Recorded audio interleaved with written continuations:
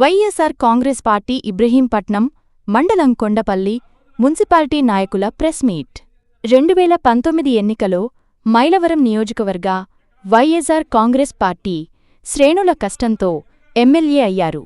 నిజంగా అమరావతిపై మీకు చిత్తశుద్ధి ఉండి ఉంటే 2022లో 3 రాజధానులు అని ప్రకటించిన మరుక్షణం పార్టీకి రాజీనామా చేయలేదే. అధికారమంతా అనుభవించి బయటికి పోయారు. గుర్తులేదా? మీరన్నారు వైసీపీ పార్టీలోనే ఉంటాను తప్ప నేను వేరే పార్టీలోకి వెళ్ళనని చెప్పి అన్నారు. మీ అందరికీ తెలుసు.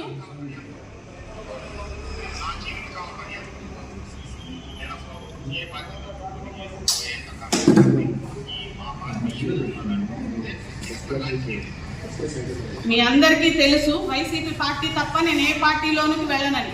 ఇప్పుడు మీరు కూటమి ప్రభుత్వంలోకి చేరి ఆ కూటమి ప్రభుత్వం తరఫున తప్పు వైసీపీ పార్టీ వాళ్ళే తప్పు, వాళ్ళ కర్తైన వాళ్ళు కాదు, తరిమి కొట్టండి, వైసీపీ పార్టీ వాళ్ళు ముంచొద్దు అని అంటున్నారు. అసలు మీకు ఏం తెలుసు అని మాట్లాడుతున్నారు?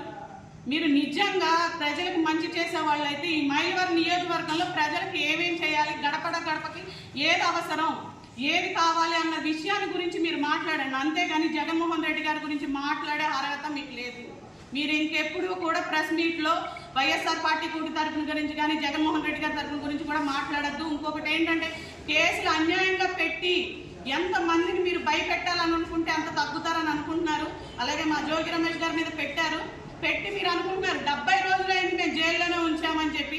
ఎందుకంటే ప్రభుత్వం మీది, చట్టాన్ని కూడా మీ చేతుల్లో తీసుకున్నారు కాబట్టే న్యాయాన్ని దాచి అన్యాయాన్ని చూపిస్తున్నారు మీరందరూ.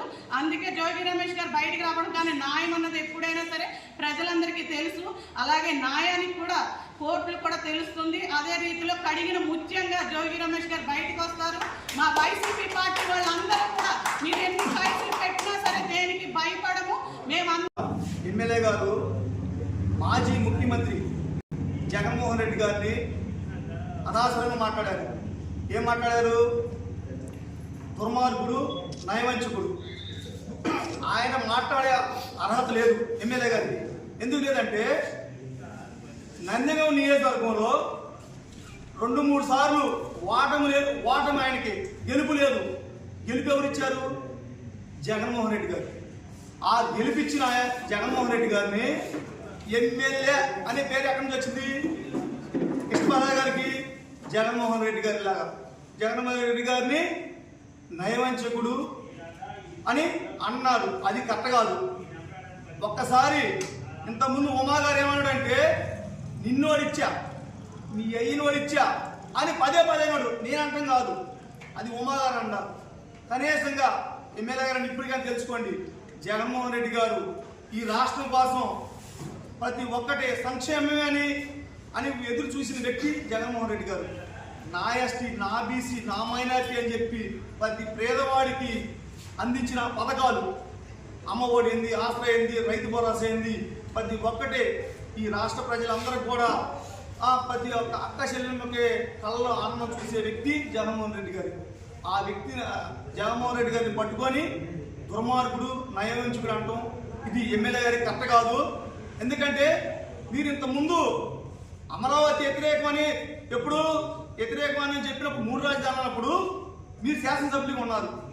ఆ రోజు రాజీనామా చేసి బయటకు వస్తే బాగుండేదిగా. అంటే ఈ ప్రాంతం అభివృద్ధి అవ్వాలని చెప్పి అప్పుడే రాజీనామా చేయొచ్చుగా. మీకు ఇచ్చిన 5 సంవత్సరాల పరిపాలన అక్కడ చక్కగా పూర్తి చేసుకొని తర్వాత ఇక్కడ జగన్మోహన్ రెడ్డి గారి ఇవ్వాల్సిన అవన్నీ బకాయిలు తీసేసుకొని ఇవాళ మా నాయకుడిని అన్న అంటానికి మీకు అర్హత లేదు. కనీసంగా మీరు ఒకటే ఇక్కడ నియోజకవర్గంలో ప్రజలు మేలు చేయండి. అంతేగాని జగన్మోహన్ రెడ్డి గారిని అందరాని మాట అనడానికి కరెక్ట్ కాదు మీకు. మీరు ఒకటే, జగన్మోహన్ రెడ్డి గారు అయితే ప్రతి పేదవాడు బాగుండాలని కోరుకున్న వ్యక్తి జగన్మోహన్ రెడ్డి గారు. 17 మెడికల్ కాలేజ్ తీసుకొచ్చి ప్రతి ఒక్కళ్ళు పేదవాడు చదువుకోవాలంటే ఆరోగ్యం గురించి కానీ విద్య గురించి కానీ ప్రతి ఒక్కటే జగన్మోహన్ రెడ్డి గారు ఆలోచించి మెడికల్ కాలేజ్ సీట్లు కావాలంటే 50 లక్షలు అటు అవుతుంది. ప్రతి పేదవాడు డాక్టర్ అవ్వాలన్నా కానీ అనే విధంగా ఇలా కాలేజీలు తీసుకొచ్చి ఎంతో ప్రతి ఒక్కటే జగన్మోహన్ రెడ్డి ఎంతో చేశాడు. 2 సంవత్సరాలు కరోనా వచ్చి పోయినా కానీ 3 సంవత్సరాల్లో సచివాలయాలు ఏంది, ఆర్బీకి ఏంది, ఎల్ఎస్ సెంటర్లు ఏంది, ప్రతి ఒక్కటే మన రాష్ట్రానికి ఎంతో చేసిన వ్యక్తిని మన కృష్ణప్రసాద్ గారు ఇది అది అంతం కరెక్ట్ కాదు, దీన్ని తీవ్రం ఖండిస్తున్నా. అదేవిధంగా అక్రమ కేసులు పెట్టారు మా జోగి రమేష్ గారి మీద, రాము గారి మీద. వాళ్ళు మీకు అన్నీ తెలుసు, రాష్ట్రం మొత్తం చూస్తున్నారు. ఏ తప్పు చేయలేదు. జోగి రమేష్ గారు చెప్పాడు, నేను కనకదుర్గం గుడికి ఆడికి వెళ్ళి ప్రమాణం చేశాను, నేను ఏ తప్పు చేయలేదు. అదేవిధంగా ఇంకా మీరు ఏ కష్టకైనా రమ్మని చెప్పారు. అయినా కానీ ఇప్పటికి 70 రోజులైంది జోగి రమేష్ గారు జైల్లో ఉంది. అయినా కానీ ఎక్కడా భయపడేది లేదు. ప్రతి ఒక్కటే ఇక్కడ మైలవరం నియోజకవర్గంలో ప్రజలందరూ గమనిస్తున్నారు. 2029లో ఎవరేందో ప్రజలు తీర్పిస్తారు. అదేవిధంగా ఇంకొకసారి చెబుతున్నా, జగన్మోహన్ రెడ్డి గారిని కనుక దుర్మార్గుడు నైవంచుడు అంటే మీకు ఎమ్మెల్యే